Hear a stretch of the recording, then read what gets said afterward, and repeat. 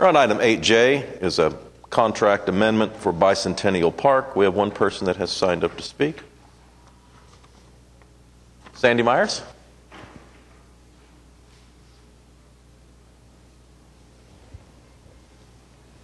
I'm Sandy Myers, 1603 Drury Lane, and I want to address the mayor and the council.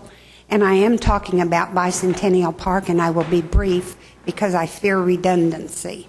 But there are two things I want to address. And the first one is the length of time that this issue has been discussed and addressed. And I'd like to also address the people that have been involved from my point of view. In 1989, the Alliance for Cultural Facilities was formed. And from there, the information of this committee, which worked for some time, was fed into Mayor Norick's Cultural Task Force, that then fed into the formation of maps that was constructed by Rick Harrow, who was hired by our Chamber of Commerce. A part of the proposal was restructuring of what is now known as Bicentennial Park. Fast forwarding from 1989 to 2009, when the plans for the Devon Tower and renovation of downtown Oklahoma City were revealed, and a committee headed by Rand Elliott was formed to look into the design or redesign of Bicentennial Park. Number two, the people that have been involved. This Alliance for Cultural Facility that was formed in 1989 consisted, when completed, of over 120 people. We looked at this for some time and discussed it for some time. Now then, in 2009, the committee that was formed and served under Rand Elliott included public representatives Kathy O'Connor, Russell Klaus, Larry Ogle, Mike Clark, Laura Story, Andre French, Roy Williams, and Jane Jenkins. The other group included were adjacent property owners and groups. For example, Glenn Gentile from the Museum of Art, Jim Brown, the manager of Civic Center, and Beth Short, head of Leadership Oklahoma City. From the private citizens, I want to say Sandy Myers, Terry Cooper, Carol Troy, Alan Payne. And let me also say that from our 120 committee of the Alliance for Cultural Facilities, it included people from the north part of town, from the south part of town, from the east part of town, and from the west part of town. We designed it so it would be diversified. There were 9 meetings under Rand Elliott, approximately 8 to 9 months. There were 4 concepts developed and presented. There were 5 proposals presented. My conclusion, this has been discussed, and prepared for 23 years. Hundreds of people have been involved in the preparation and discussion of this property. And I plea it is time to make this structure the centerpiece of our cultural area here in Oklahoma City and to complement our City Hall. Thank you. Thanks, Sandy. Are there any questions? Okay, thank you. Are we taking comments on all of the Bicentennial Park project, or is J just for architectural services? Do you want it? Well, item K is reliant on J passing. That make sense? So, well, is it? I mean, if they've done the work and you... There are 3 items here today. One is the architectural amendment, and then which is item J. Second is item K1, which is a donation from Devon that is contingent upon item J being passed, and that donation is for $475. And then item K2 is the actual award of the construction contract. So they are all interrelated, although they're separate items. Devon is not going to pay the $575,000 unless we do a fee increase of $162,000 for PDG. That was Eric. Although it's not specifically in the agreement, Devon has already submitted payment of the $575 in anticipation of the award of contract. You won't find the language in the actual agreement, but through the negotiations that we had, that was the understanding. How much have we paid PDG for architectural fees to date? I don't have that figure, but their total contract is $425,000, and the amount that's remaining to be performed is about $85,000 in work. On Sunday, didn't we discuss that it was $250,000? That was just through the design fees up to that point, but we've actually completed now the bidding services, and so the amount remaining is the amount to do construction administration and as-built drawings. My understanding it was $250,000, and now we're going to add $162,000 for a total of $412,000. I think the questions were how much we had paid for the preliminary report, but we've come through final plans. So we're upwards of $300,000 paid to date when you include the final plans, just shy of about $100,000 remaining for construction administration services. The ad alternates for $162,000 were for approximately $3.5 million in alternates, cost over the $4.5 million estimate for the total project. So the $162,000 fee would apply towards what was estimated at that time as about $3.5 million of additional enhancements to the park, not included with the base bid estimate of $4.5 million. I'm having some trouble following that, but basically we're paying $162,000 for designs that we didn't ultimately use. Is that correct? There were 10 alternates that were requested through the stakeholder process to be considered for third-party potential funding. The fee was much higher than $162,000. That was the negotiated amount. So staff was able to negotiate an amount of $162,000 to pay for alternate designs as bid alternates that were expected value of a $3.5 million added value to the project. We're only recommending in a later item today award of 4 of those alternates, which actually is for 2 major components, the pavilions and the signs. I just need a simple answer. How much are we paying for architectural and design fees on this project with this $162,000? We'll pay $425,000 plus an additional $162,000 if council approves the amendment today. $425,000 plus $162,000. If council approves the amendment today, yes. That would be a whopping percentage of the total of the $3.6 million project fee. Well, the original fee was negotiated on a $4.5 million scope of work, and the percentage of that fee was about 9.4%. So that even a $4.5 million project, that would be a 10% architectural and design fee. That would be, I would consider that high. I think if we look at it from an alternate's perspective of $162,000 on a $3.5 million worth of additional enhancements, that's about a 4.6% fee. But I guess I'm having trouble understanding if we ask someone to design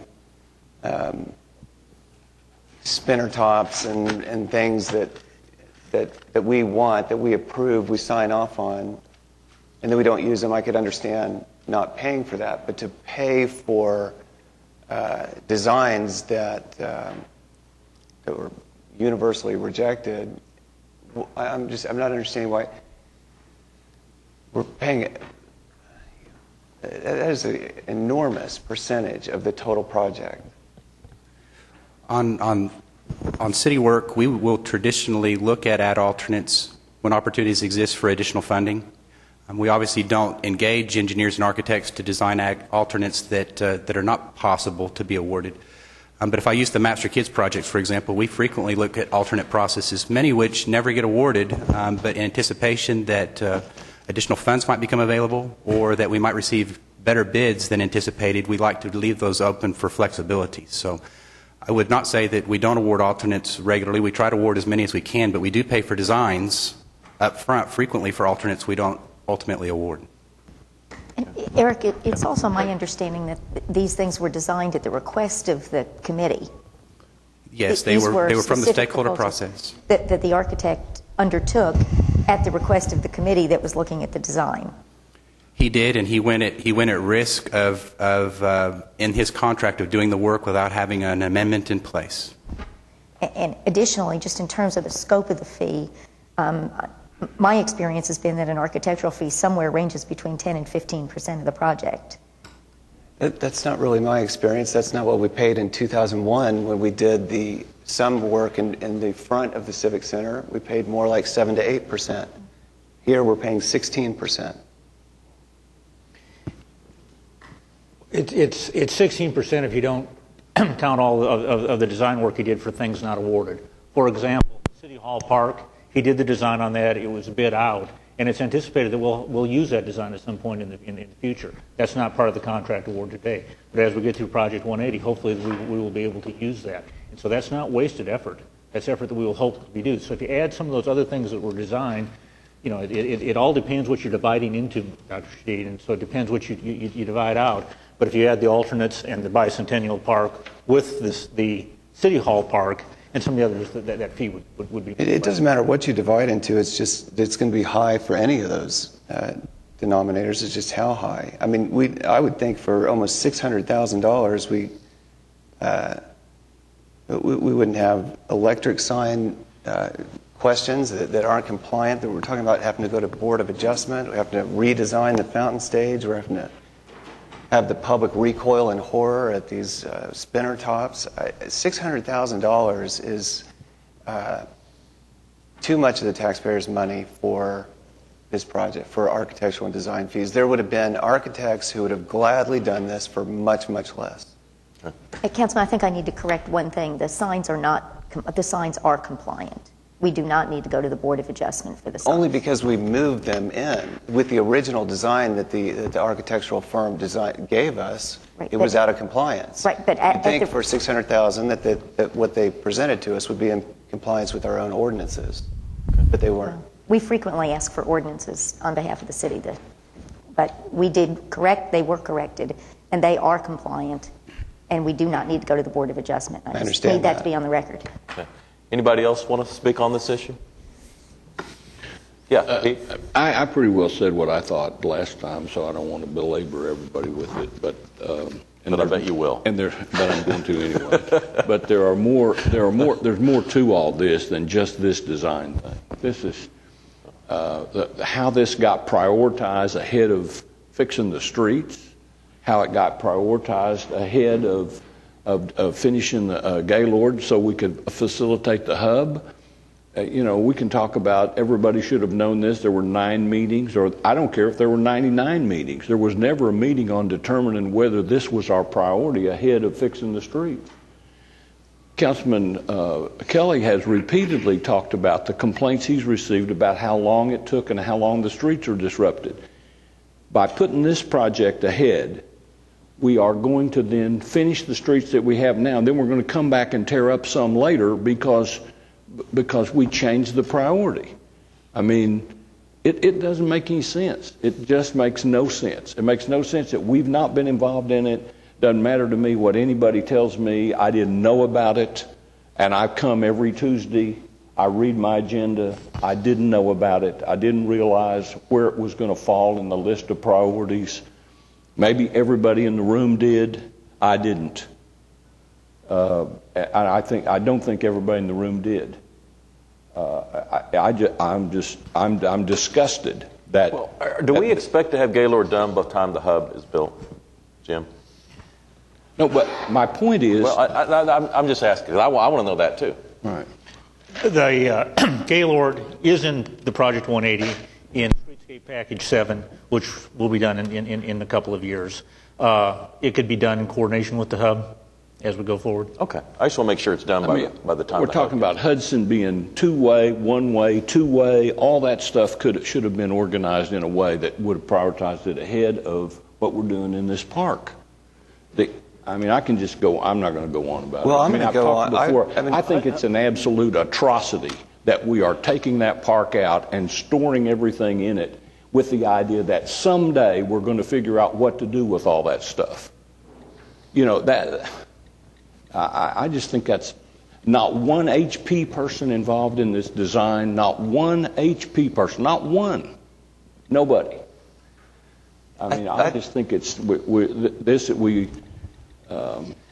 just let this kind of stuff, we just let ourselves be run over by this, oh, well, this is what we ought to do. Well, this isn't what we ought to do. We've got an obligation to spend the taxpayers' money in a way that makes sense. And so when you do these projects a little bit here and a little bit there, and then you come back and change, and then You take half of most of the historical stuff in Oklahoma City is all located in one spot. You take it and you put it in a closet somewhere and expect somebody who didn't care enough about it in the first place to try to figure out what to do with it. You expect that group then to come back and figure out what to do with it the next time around?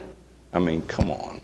I want to pick up. We just roll over by this. We just sit here every Tuesday, and these kind of things come up, and we all have reservations about it. But we just let ourselves be rolled over. Okay. I think there's two issues. One is the design of the park, which I don't like, Pete doesn't like, people don't like. But to me, that's secondary to the process. And I think this needs to come to a head. I think this is absolutely unacceptable, as Pete's talked about. I brought up 3 months ago, why are we prioritizing the Bicentennial Park over EK Gaylord, Hudson? And we said, well, the mayor said something has to get done first, something has to get done last. I brought it up on the 14th. Jim said, we have a contractual obligation. We promised this to Devon. I met with Dennis Clowers and Eric Winger. They indicated to me on Sunday that we have this in our contract, that we have a contractual obligation to do Bicentennial Park. And I asked, well, is that legally binding? What would happen if we didn't do that? They indicated that, well, you might have to modify the agreement because this is on the list of priority projects and this needs to get done.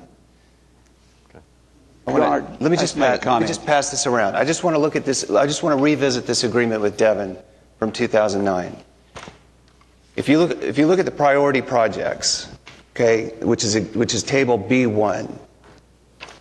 Okay, EK Gaylord's on there. Bicentennial Park's on there, number 16. So is EK Gaylord. So is Hudson. So are a number of things that haven't been done. Just to put it in perspective of how farcical this was. Stage center improvements to be determined as necessary and appropriate to create a functional, safe, attractive, and commercially viable performing arts venue. This stage center reconstruction was considered a priority project. If you look at Exhibit B2, this is the completion timeframes for certain priority public improvements. On A, Hudson Avenue was supposed to be done by November 30th, 2011 by contract. It's not complete. C, Robinson Avenue, supposed to be completed no later than October 1st, 2010. We're still working on it. E, Sheridan Avenue, supposed to be completed no later than November 30th, 2011. It's still being worked on. G, the north-south pedestrian connector with I think we just approved some of this today. We haven't even started yet. I, Main Street Park and Galleria site plaza improvements. We haven't started yet. So the idea that we're contractually bound to do Bicentennial Park, I think, is not accurate. I appreciate Ms. Myers indicating that for 23 years people have wanted to do Bicentennial Park. For much longer than that, people have wanted to address the pedestrian safety issues on EK Gaylord. For much longer than that, people have wanted to address two-way streets in downtown. We can't all get what we want. We just renovated the Myria Gardens, millions of dollars over budget. We have just approved a $130 million park in the Court Ashore area. How many parks do we need? How many parks can we accommodate in 1 square mile area?